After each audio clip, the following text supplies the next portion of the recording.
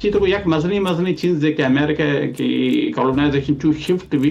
या कॉन्फ्लिक्ट या गोशंती के 7 ईयर वार दुनिया था बीता 50 शुरू बीता अब 10 दो शास्त्रों से आलास बीता शेषो 7 ईयर वार है इरंगा बीता कि यूरोपीय बाजी के बर्तानिया प्रशिया और मनीषला पुर्तगाल और रशिया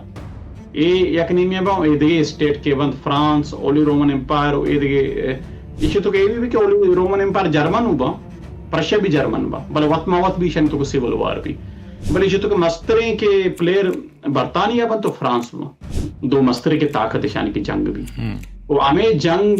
ग्लोबल जंग फर्स्ट वर्ल्ड वॉर ऐसा बा मतलब ये जंग हकीकत फर्स्ट वर्ल्ड वॉर अवली जंग नहीं अवली ग्लोबल जंग हमें भी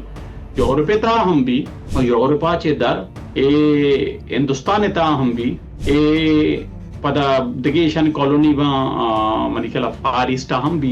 ओइशे गेश्तरा मतलब शुगर प्लांटेशन बांध गए ये बड़ी जगह बांध बर्तानिया पता फ्रांस है ये में कॉलोनियन सरा हमला करते मिसाल है 7 ईयर वारे तो का टीपू सुल्तान के कुछ भी पाकिस्तानी बस टीपू सुल्तान वक्त तो नहीं ए